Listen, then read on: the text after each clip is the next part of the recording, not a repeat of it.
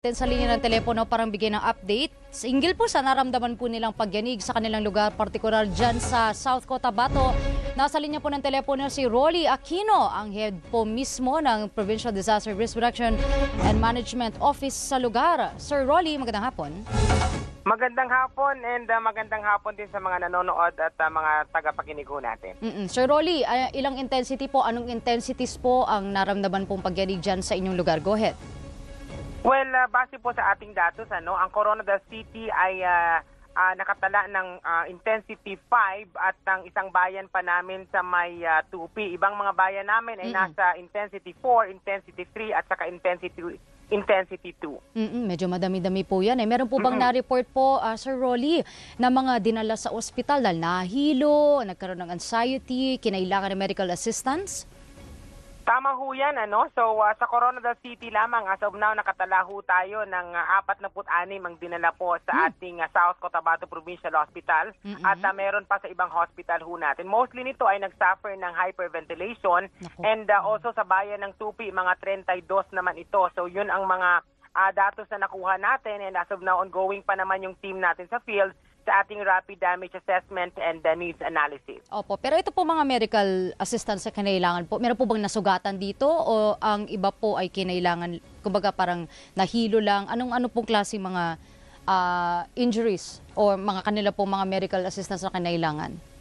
Well, as of now, nandun mismo tayo kanina sa South Cotabato Provincial Hospital. Nakita natin ang ating mga pasyente na naidala doon, yung ating mga biktima. Wala naman silang mga sugat, wala namang laceration or bruises. Mostly sa kanila ay nagsuffer ng hyperventilation. Maybe this is due to anxiety. So, agad namang nag-provide tayo ng oxygen and na-cater naman sila ng ating hospital at ng mga responders natin. So far, so good. Yung iba nakauwi naman din sa kanilang mga bahay. Opo. Meron po ba mga bata po dito, matatanda? Mostly po ba mga estudyante, Sir Rolly? Mostly dito ay mga estudyante and meron tayong 4 na mga bata and meron din tayong mga matatanda na nadala sa hospital dahil meron po tayong parang event with our Senior Citizen Association in the province of South Cotabato sa ating South Cotabato Sports and Cultural Center. But well catered naman lahat at narespondihan naman ng maayos.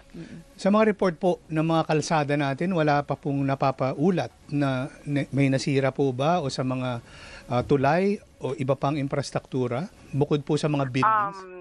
Yes, so as of this time, 1:42 ng hapon, wala pa naman na-report sa ating Emergency Operations Center na mga na damage na mga daan natin or sa infrastructure natin. But again, ongoing pa din po yung ating assessment ng ating mga inhinyero sa mga buildings ho natin, kasama na po dito yung other infrastructure projects natin, kasama na yung mga daan ho natin dito sa probinsya. At so far po, wala tayong power, water, or even signal interruption sa ating mga telecoms? So far, so good. In the province of South Cotabato, wala naman pong power interruption. Tuloy naman yung ating tubig. Wala naman ho tayong mga, signal interruption. Tuloy lang ho yung dito sa probinsya ng South Cotabato. Opo, one last question po sa aking on my end partner. Opo.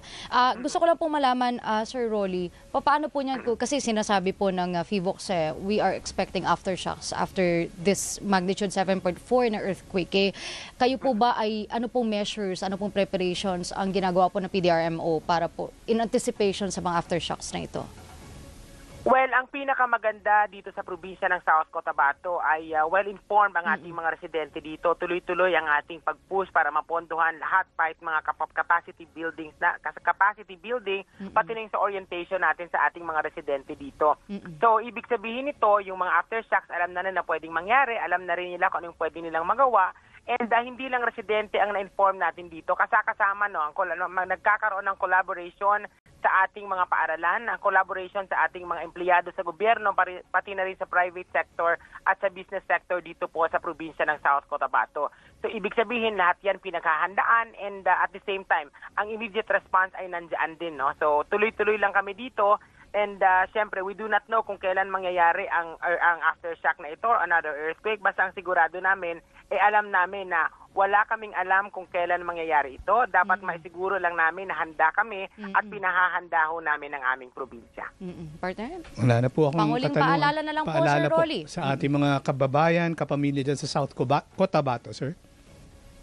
Pinapaalahanan po namin ang mga residente mo ng probinsya ng South Cotabato na patuloy na mag-ingat. I-perform po natin yung ating natutunan, yung duck over and hold natin. Pumunta tayo sa mas safe na lugar away from the building if in case nagkakaroon ng earthquake para masiguro natin na safe tayo. Gusto ko ding paalam sa lahat ng mga nanonood sa atin na tumawag na po ang ating gobernador, Governor June Tamayo, for possible assistance and deployment sa may area naman po na greatly affected, in particular po sa may Davao Oriental. Yun lamang po and magandang hapon po sa lahat. Maraming salamat po, Sir Rolly Aquino.